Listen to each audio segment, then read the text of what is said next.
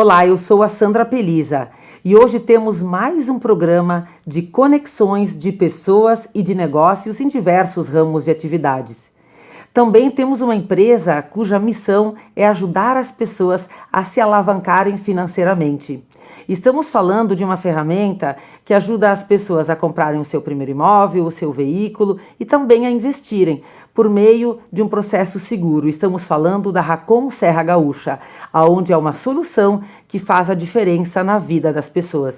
Você pode acompanhar os nossos programas no YouTube, no Face e nas demais redes sociais.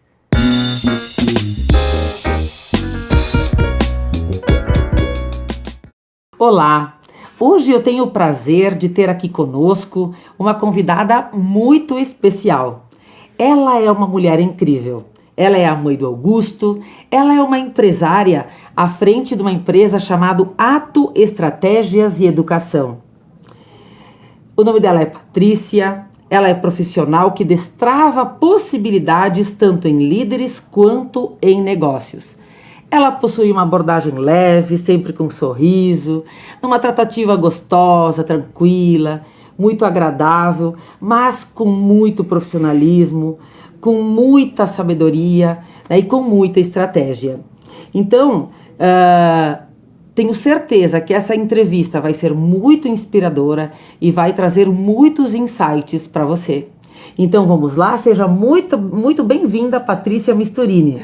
Muito obrigada, Sandra, obrigada TV Cidade pelo convite. Então, Patrícia, é muito bom tê-la conosco, né?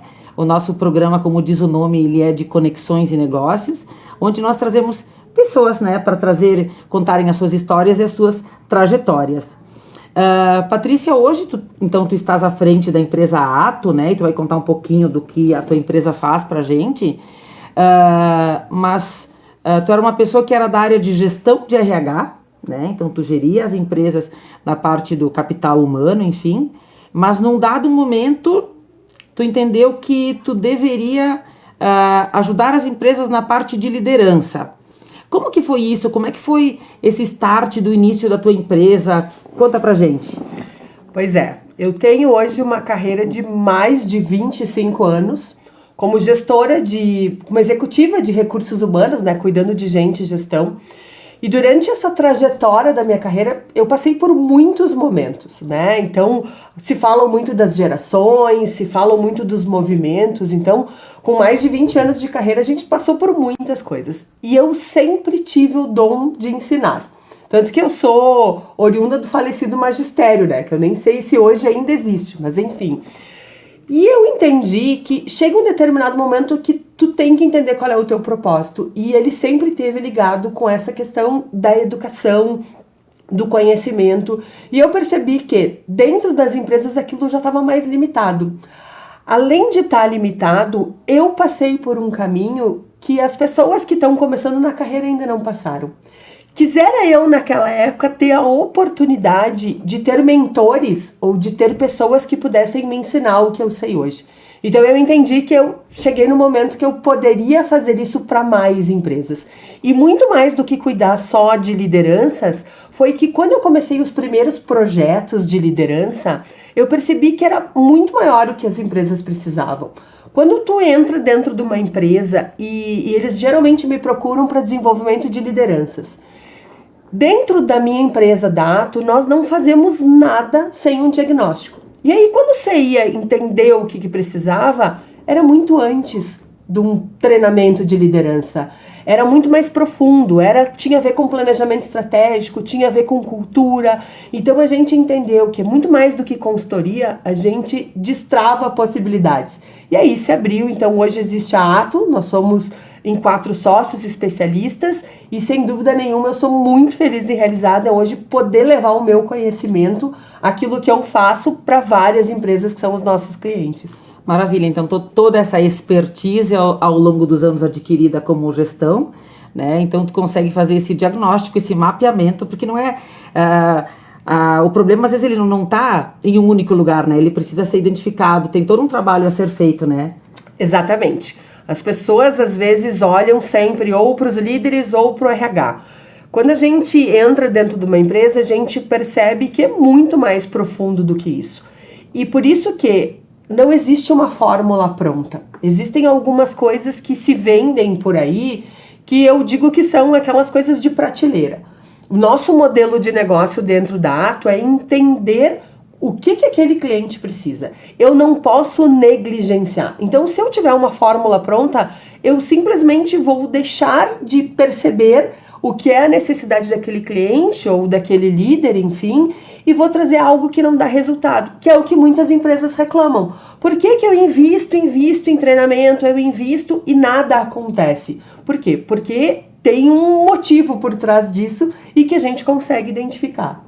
Sabe, Patrícia, que a gente vê muito assim hoje as lideranças, né, nas empresas muito envolvidas no processo, muito, né, envolvida no métier, né? A gente costuma fazer aquela piada de que o comandante está lá servindo o cafezinho em vez de estar conduzindo a aeronave, né? Então, hoje a gente percebe, então, as lideranças muito ocupadas, muito pouco produtivas. Isso é um ponto que a gente percebe dentro das empresas. O líder muito envolvido. Como é que tu trata isso dentro das empresas hoje? Excelente essa colocação. As lideranças hoje confundem tarefa com produtividade. O fato de eu ter a minha agenda cheia não quer dizer que eu sou produtivo. Então, o que a gente entende dentro do nosso processo é que o líder precisa fazer a gestão de sentido. E o que é a gestão de sentido? É tu poder entender tudo aquilo que tu faz dentro da tua equipe, que ele esteja conectado com o planejamento estratégico da empresa, com o sentido que aquela empresa está se dirigindo.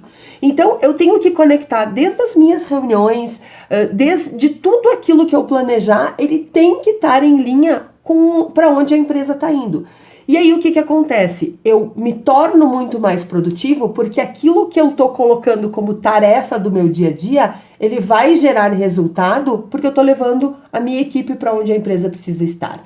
Então, às vezes as pessoas entendem que ter uma agenda cheia tu é produtivo.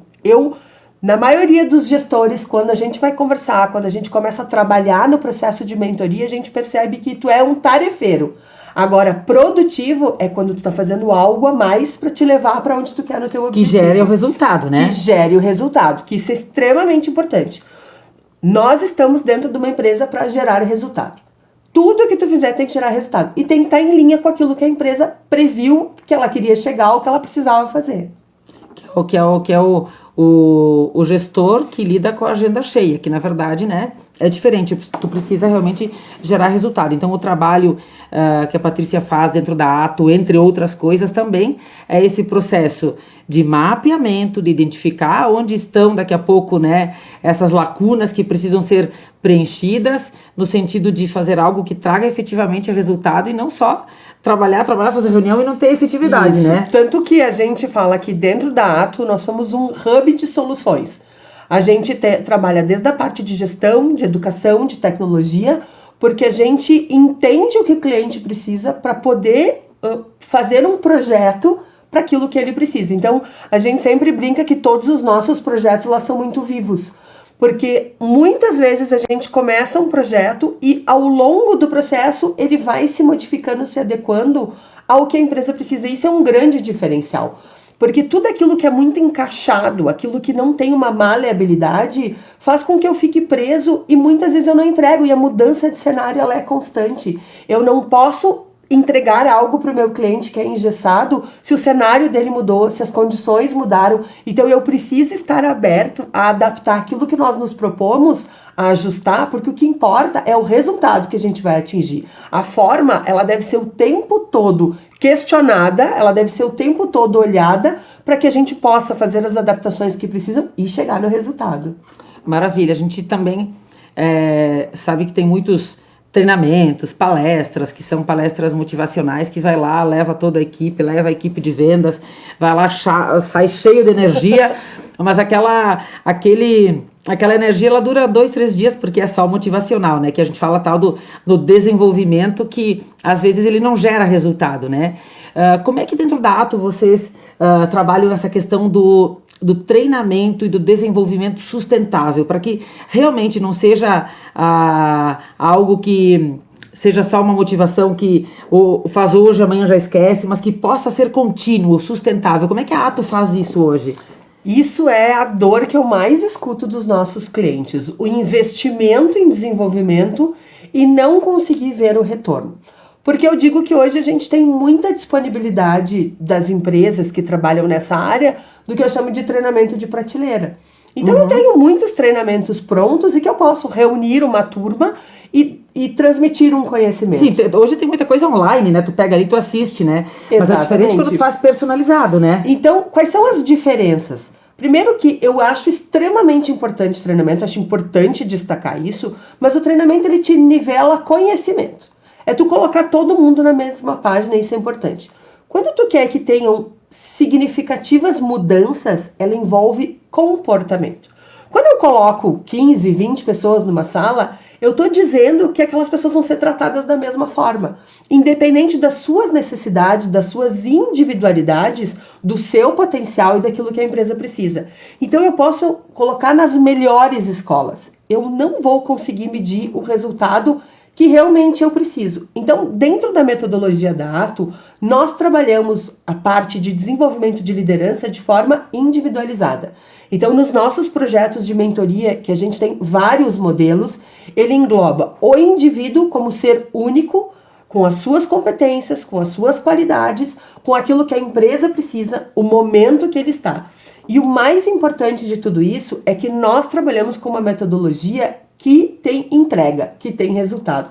Aquilo que eu não posso medir, eu não consigo quantificar. Então eu consigo, neste processo onde a gente trabalha o desenvolvimento, saber que a pessoa saiu do ponto A e chegou no ponto B, com dados e com fatos. Isso é bacana, né? E como é que a gente mede isso, Patrícia?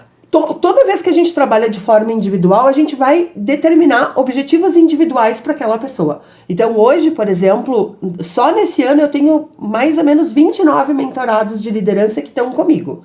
Cada um deles tem os seus objetivos individuais.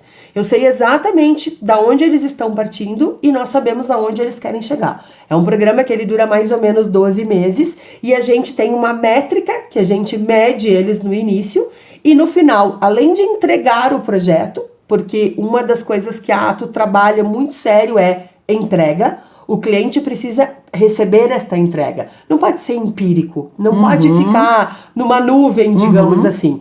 E outra coisa que é extremamente importante é que no nosso projeto de desenvolvimento de liderança, nós trabalhamos com um tripé. Qual é o tripé? Eu que sou a mentora, o mentorado, mas o gestor dele na empresa trabalha junto. Por quê? Certeza. Porque nós somos o meio. Ele tem que ter o desenvolvimento, mas a empresa precisa suportar tudo isso. Então a gente tem hoje cases de sucesso com números, né, com evidências de que realmente ele dá resultado. E uma coisa que é muito importante eu destacar e que as pessoas podem estar pensando assim, tá, mas todo mundo dá certo no final? Não. E esse é o grande ganho desse projeto. Porque quando tu coloca todas aquelas pessoas na sala, tu tem a expectativa de que todas elas voltem e deem retorno. Como o projeto de mentoria de desenvolvimento ele é individual, tu tá na vitrine. Ou tu vai ou tu não vai. Fazendo uma analogia com a época do colégio, não tem como tu segurar a cartolina só, né? Ou tu botar só o nome no trabalho. Tu tem que dar resultado. Então a gente tem casos de clientes onde pessoas ficaram no meio do caminho. Por quê?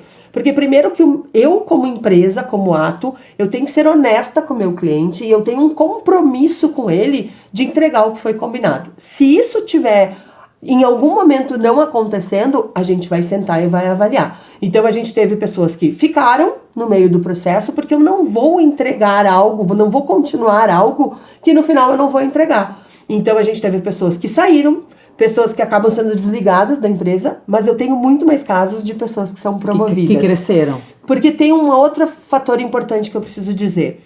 Neste tripé tem uma coisa só que ela é fundamental e que ela faz com que isso tenha sucesso ou não e que nem eu e nem a empresa consegue fazer, que se chama vontade. Sim. A vontade a gente não ensina. Então, a gente, nos nossos projetos todos, antes das pessoas entrarem no projeto, a gente tem uma conversa, um tete a tete, e ela entende que ela é a protagonista. Então, não vai adiantar eu trazer todas as ferramentas, todas as metodologias, a empresa investir nela se ela não quiser. Então, a vontade, se ela não estiver ali, se ele não entender esse protagonismo, não vai acontecer. Então, isso é o fator fundamental. Nossa, que incrível, né? Eu fico pensando que tem muitas empresas que assistem esse programa, né? E que vão estar pensando, bom, eu quero contratar a Patrícia para fazer esse mapeamento, né?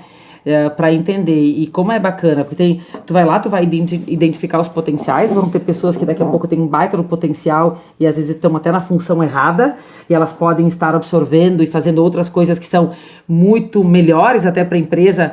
Entretanto, tem outras pessoas que daqui a pouco não se encaixam.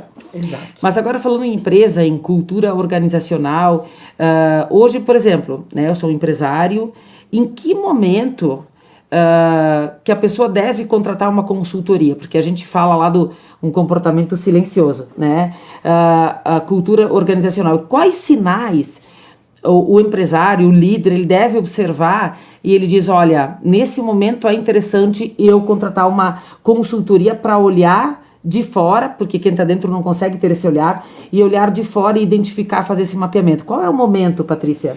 Eu sempre digo que, assim, geralmente as empresas contratam ou procuram consultorias quando as coisas não vão bem, né?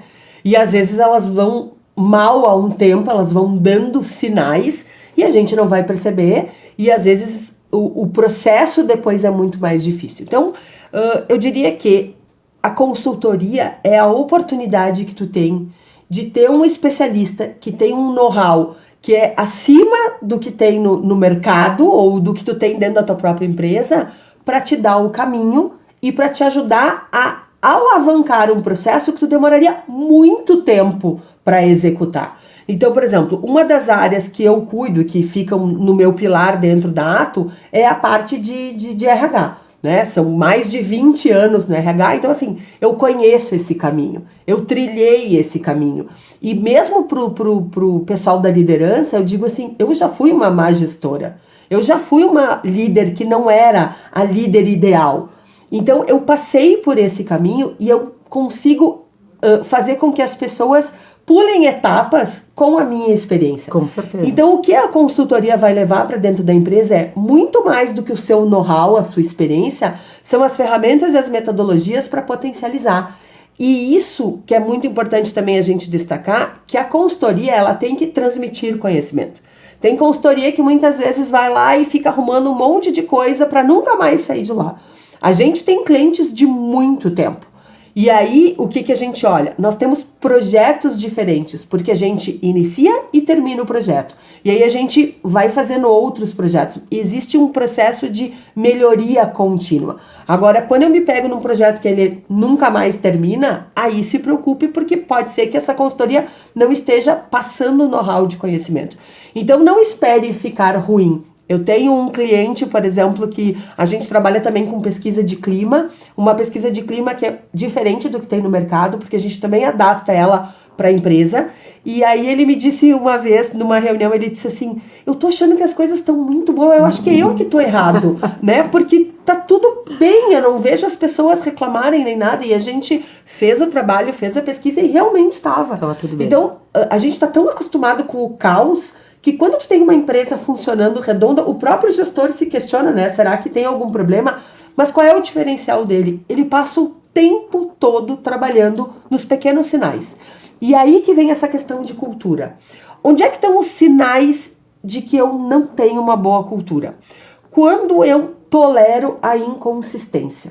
O que quer dizer isso? A gente fala muito hoje de cultura, tem essas coisas tão gourmetizadas hoje, né? Tem um monte de nome gourmetizado. Então, é projeto de cultura se falar de cultura. Cultura nada mais é do que aquilo que acontece no dia a dia da tua empresa.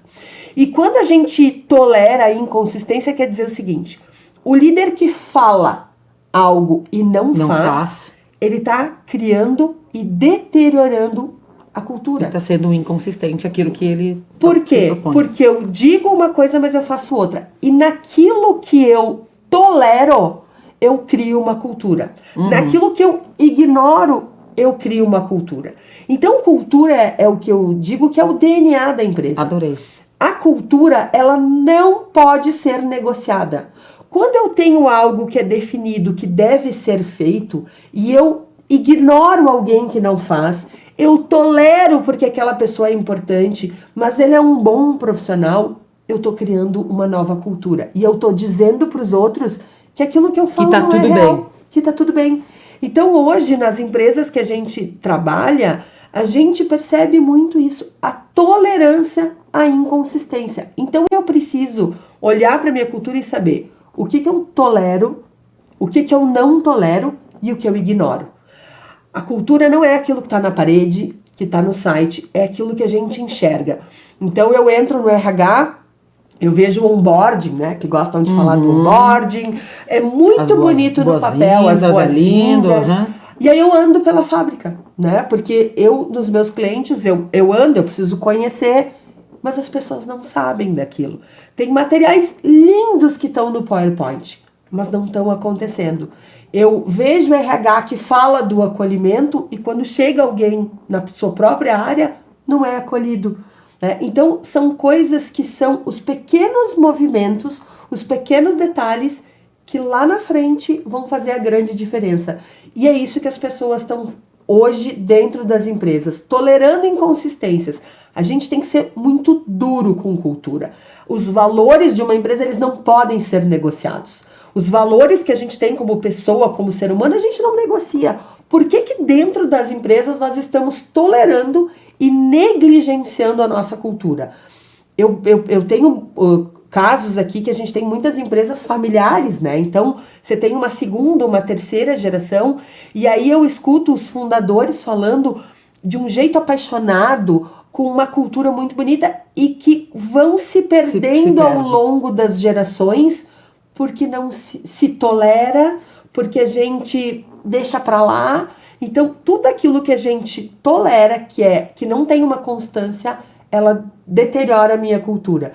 E na grande maioria das vezes, quando a gente vai olhar, não é o problema da liderança. Porque não adianta eu cobrar de uma liderança se o que tem por trás dela não está sendo consistente. Então eu primeiro preciso fazer o tema de casa. Por isso que quando a gente faz o diagnóstico, que geralmente eles nos chamam para alta performance, né? Porque todo mundo quer alta performance e isso é o que a gente tem que buscar. Só que para eu poder entregar uma equipe de alta performance, eu preciso ter uma cultura, eu preciso saber o que tem por trás que sustenta isso. É de cima para baixo, né, Patrícia? É de cima para baixo. É de cima para baixo. E aí quando a gente vai olhar lá no topo, tá faltando primeiro a gente trabalhar lá.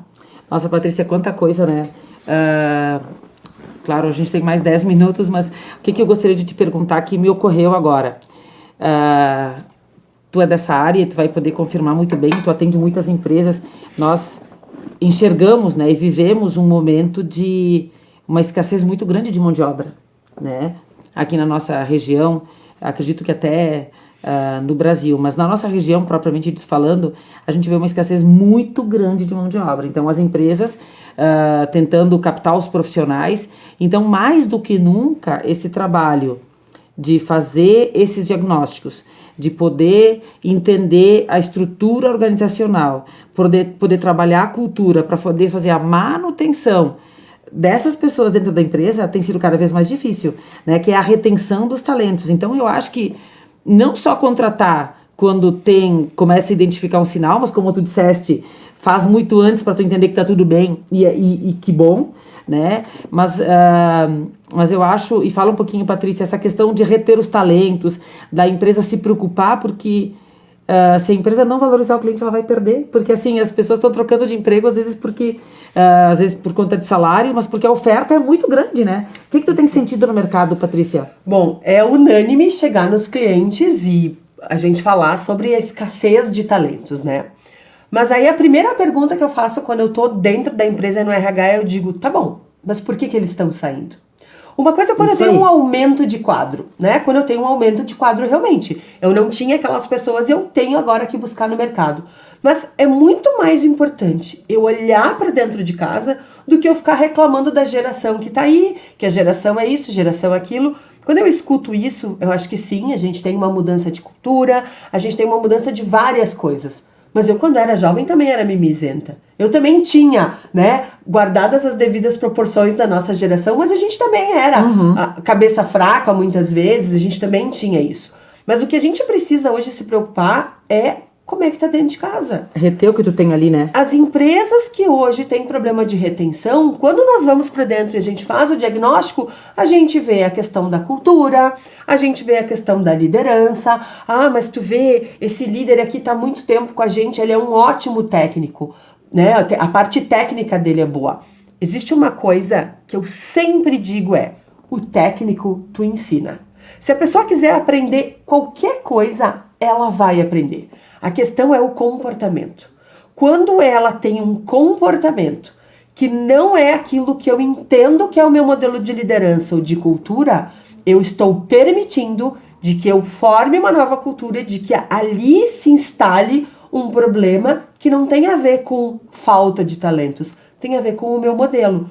Nós sempre vamos perder talentos, isso é natural. As pessoas querem outras oportunidades, mas eu preciso rever os meus modelos. E se eu hoje sou um gestor, e aí vai um recado para quem é gestor, você precisa se reciclar. O que funcionava para uma equipe há 5 anos atrás, eu não vou nem falar de 10, 20 anos, hoje não funciona mais. O quanto tu tá atualizado, o quanto tu conhece a tua equipe.